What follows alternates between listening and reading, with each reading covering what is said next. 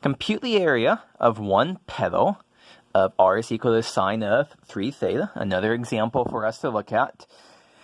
You'll see soon enough why I call this a petal. The picture will look very much like a flower in some way.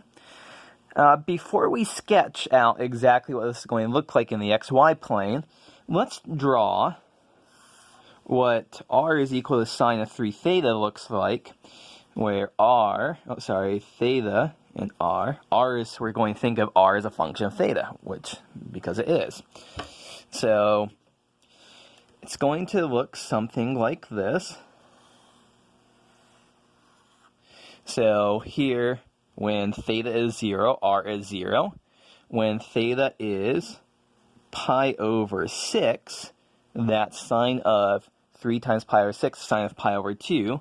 That's when r is 1.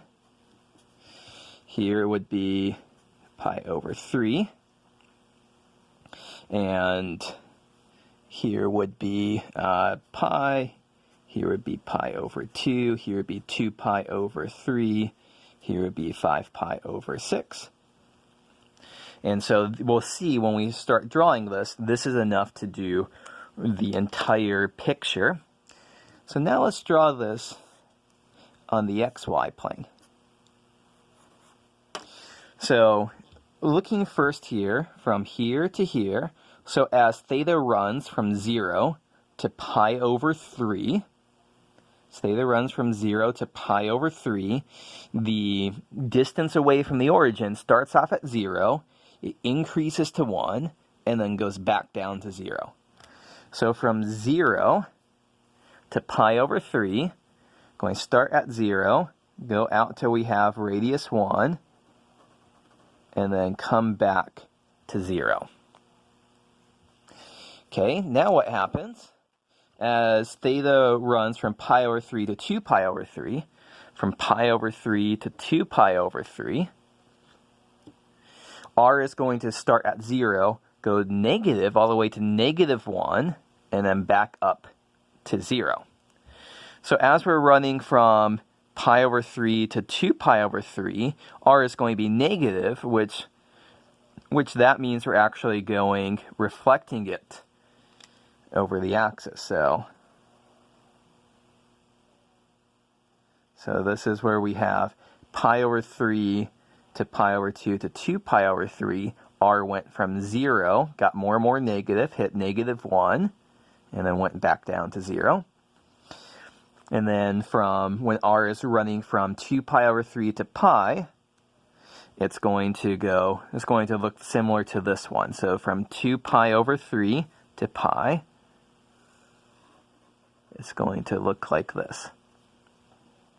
So this is the picture we end up with, and hopefully now you can see what's going on here. That this looks a little bit like a flower with 1, 2, 3 petals here. So we want to find the area of one of these petals. So let's do this first one. Let's look at this first petal. It's going to be, 1/2 times the integral.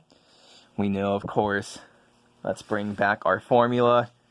The integral of 1/2 times the integral from a to b of f of theta, all of that squared d theta. So f of theta is sine of 3 theta, all of that squared d theta. And our bounds are going to be, that we do the first petal from 0 to pi over 3. We could do 0 to pi over 3, we could do pi over 3 to 2 pi over 3, we could do 2 pi over 3 to pi, but any of these will produce the same answer. Okay, so when we crunch this out, what do we have here?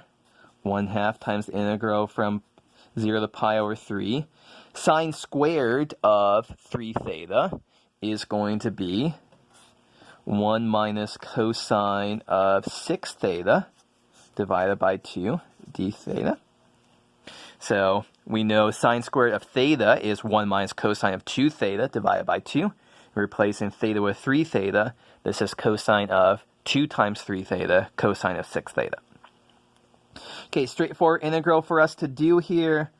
1/2 times, this would give us theta over 2 minus, let's see, that will divide out by a factor of 6.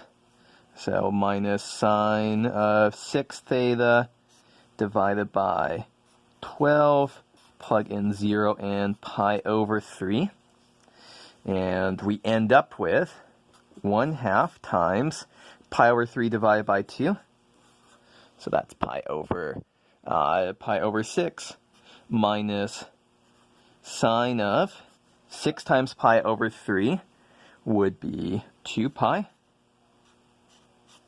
divided by 12. When we plug in 0 into both of these, we get 0, and sine 0, that's all 0. Sine of 2 pi is, of course, 0, so 1/2 times pi over 6. So our final answer here is pi over 12. So this is a very typical polar coordinates calculation, calculating out the area of these petals.